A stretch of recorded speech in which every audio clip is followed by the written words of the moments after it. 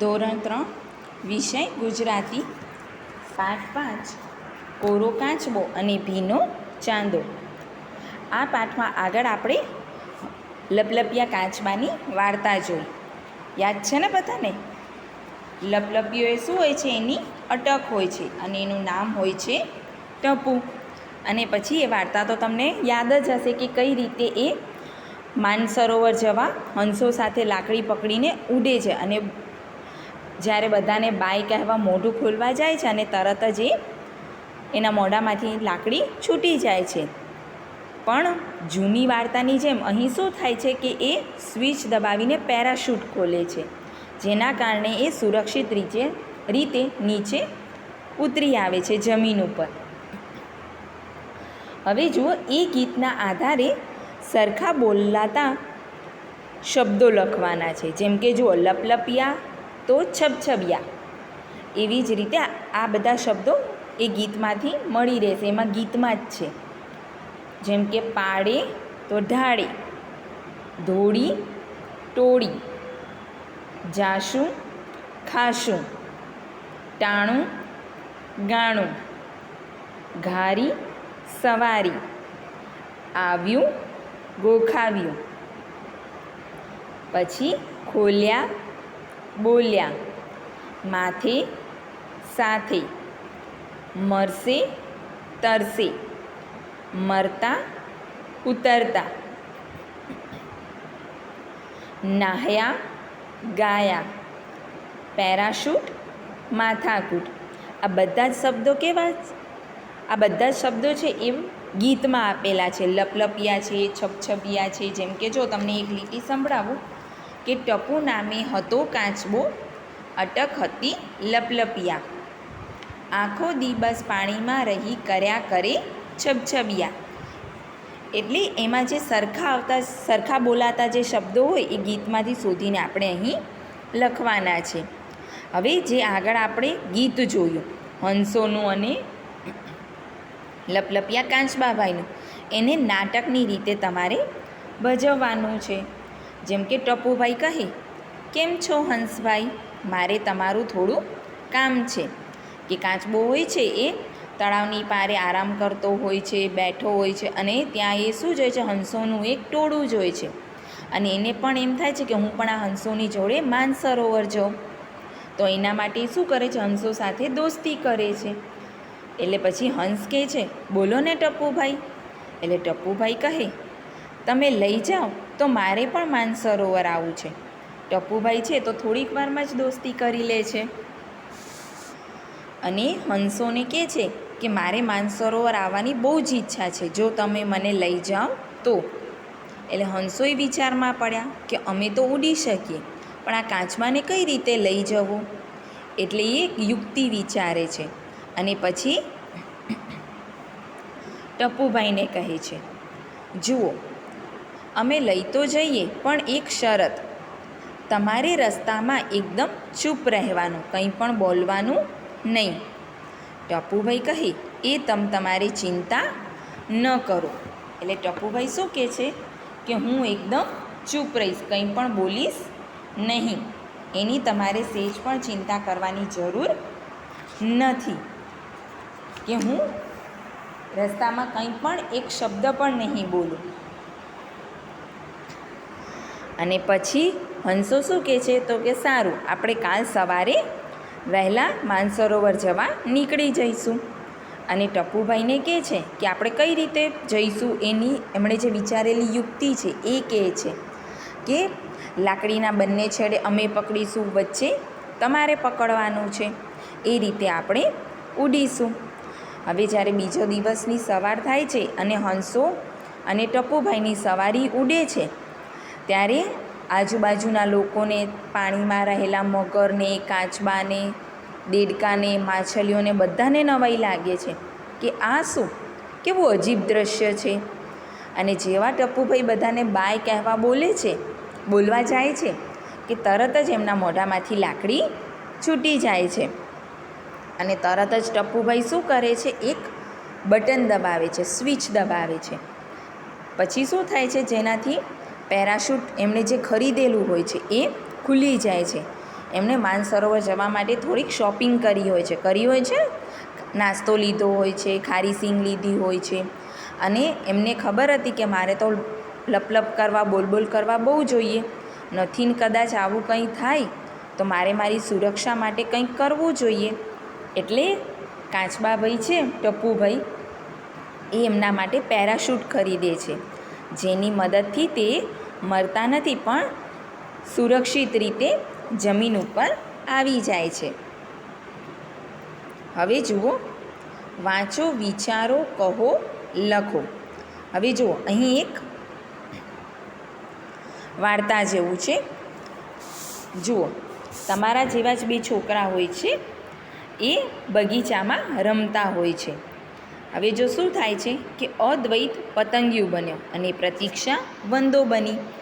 બંને છોકરાઓ હોય છે, એમાંથી એક પતંગિયું બને છે, એમ રમે છે એવી રીતે કે હું પતંગિયું હોઉં, ધારો કે, અને પ્રતીક્ષા કહે છે કે હું વંદો હોઉં. તેઓ 2 મિનિટ આંખ બંધ કરીને બેઠા, પછી પોતાના જૂથમાં નીચે પ્રમાણે રજૂઆત કરી, એટલે કે વાતો કરે છે. હવે અદ્વૈત કહે છે, મેં તો એક પછી એક ફૂલ પર જવા ઉડાઉડ કર્યું. ફૂલ પર બેસીએ ત્યારે તો મલમલની ગાદી જેવું લાગે. હવે અદ્વૈત શું કહે છે કે જાણે એવું અનુભવે છે કે હું જાણે પતંગિયું હોઉં. હવે પતંગિયું છે એ ફૂલો પર બેસે અને શું કરે, ફૂલોમાંથી એનો રસ ચૂસે. હવે ફૂલની પાંખડી તમે અડો તો કેટલી સુંવાળી, લીસી, એકદમ કોમળ હોય છે. એટલે એવું વિચારે છે કે હું પતંગિયું હોઉં તો એક ફૂલ પરથી બીજા ફૂલ મેં તો કે ઉડાઉડ જ કર્યું, અને કે ફૂલ પર બેઠો તો કે જાણે મલમલની ગાદી હોય. ગાદી પર બેઠા બેઠા મેં તો ધરાઈને જાત જાતના રસ પીધા, કે ફૂલોની પર બેસી અને મેં તો ફૂલોના જાત જાતના રસ પીધા. ધરાઈ ગયા પછી હું તડકો ખાવા બેઠું. તડકો વધ્યો એટલે મેં ગોગલ્સ પહેરી લીધા. આપણે તડકો વધારે હોય ત્યારે આપણે ગોગલ્સ પહેરીને નીકળીએ છીએ ને, એટલે કે આપણી આંખો અંજાઈ ના જાય. તો અહીંયા પતંગિયા ભાઈએ પણ ગોગલ્સ પહેરી લીધા.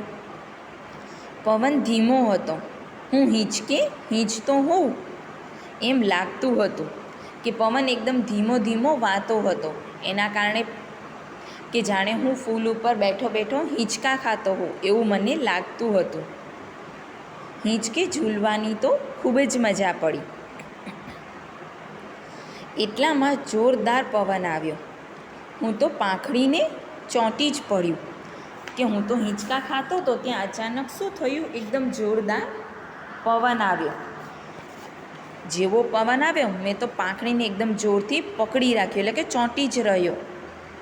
પછી મને બીજા ફૂલના રસ ચાખવાનું મન થયું. પછી કે મને એમ થયું કે લાવ હું કોઈ બીજા ફૂલનો રસ ચાખું, એનો રસ કેવો છે. હું પાડોશના બગીચે જવા ઉડ્યો. ત્યાં રસ્તામાં દરિયો આવ્યો. હવે હું બીજા ફૂલોનો રસ પીવા જતો હતો પાડોશના બીજા બગીચામાં, ત્યાં રસ્તામાં દરિયો આવ્યો. આખો દરિયો ઉડીને હું સૂર્યાબહેનના બગીચે પહોંચ્યો. એટલે કે દરિયો છે એ પાર કરીને હું તો બગીચામાં પહોંચી ગયો. હવે પ્રતીક્ષા કહે, તને બીક ના લાગી કોઈ દવા છાંટી દે તો? કે તને બીક ના લાગી કે કોઈ દવા છાંટી દે તો? આપણે શું કરીએ છીએ, માળી હોય છે ફૂલ છોડને સાચવવા, તેને કોઈ નુકસાન ના થાય એના માટે માળી શું કરતા હોય છે, એના પર દવા છાંટે છે, જેથી જીવજંતુ કે કોઈ કીટક ના આવે. હવે અદ્વૈત કહે, શાની બીક, હું તો માસ્ક પહેરું છું ને. એટલે અદ્વૈત શું કહે છે કે મને બીક શાની, મેં તો માસ્ક પહેરેલું હતું. હવે જુઓ, આના આધારે કેટલાક પ્રશ્નો છે કે વંદો બનેલી પ્રતીક્ષાએ શું કહ્યું હશે. હવે જ્યારે અદ્વૈતે કહ્યું કે મેં તો માસ્ક પહેરેલું હતું, ત્યારે પ્રતીક્ષાએ શું કહ્યું હશે એ આપણે વિચારીને લખવાનું છે. તો એણે કહ્યું હશે કે અરે, માસ્ક પહેરવાથી સૂક્ષ્મ જીવાણુ શ્વાસમાં ન જાય. એ બગીચામાં બીજા પતંગિયા હોય તે તને ત્યાંના બગીચામાં રહેવા દે ખરા? તને માસ્ક પહેરેલું જોઈને એ ડરી જાય નહીં કે તું જ્યાં તારા જેવાય બીજા કેટલાક પતંગિયા હોય એમનો બગીચો હોય.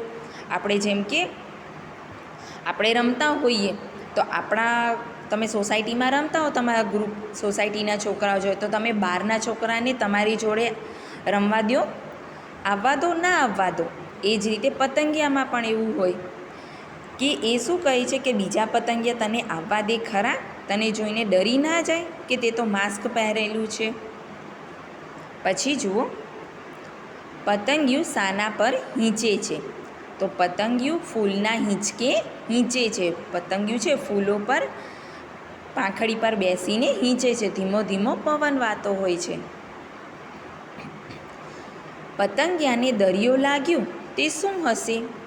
હવે પતંગિયો જ્યારે બાજુના પડોશના બગીચામાં બીજા ફૂલોનો રસ પીવા જવા જાય છે ત્યારે રસ્તામાં એ કહે છે ને કે મોટો દરિયો આવ્યો. તો મોટો દરિયો આવ્યો એ શું હશે? તો કે ફુવારો હશે. જો અહીં ચિત્રમાં દેખાય છે, એક બગીચામાંથી બીજા વચ્ચે ફુવારો છે, બરાબર? એટલે કે બહુ મોટો દરિયો આવ્યો.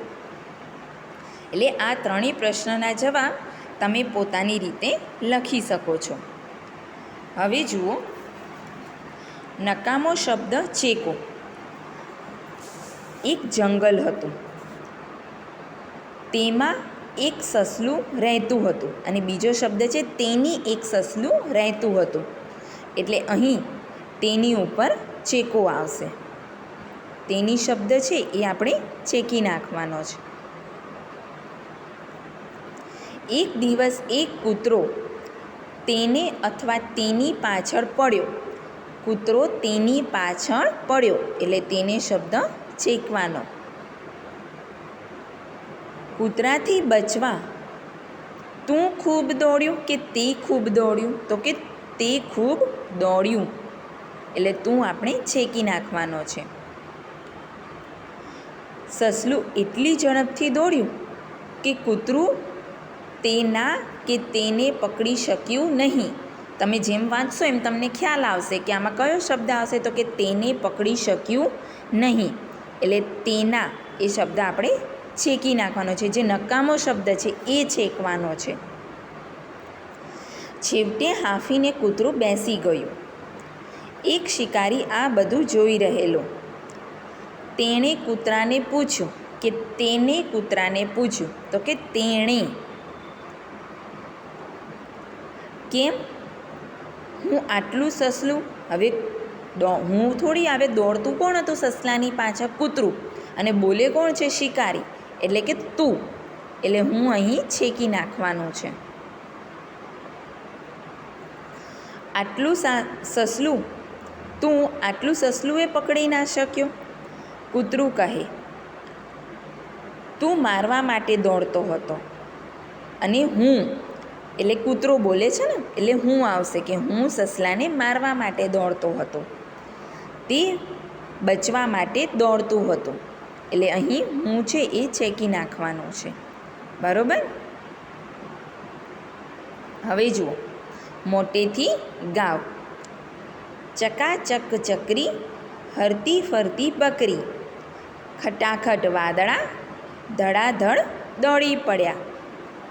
વાઘ હરતો ફરતો, મીઠાઈ શોધતો કૂતરો, સિંહથી ડરતા ડરતા તારા બધા ખરતા.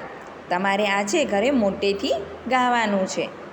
હવે જુઓ, શું કહેવું છે તે કહો. લીસું કે ખરબચડું? હવે અહીં જે આપણને આપેલી છે અમુક વસ્તુઓ, એ લીસી છે કે ખરબચડી તે આપણને કહેવાની છે.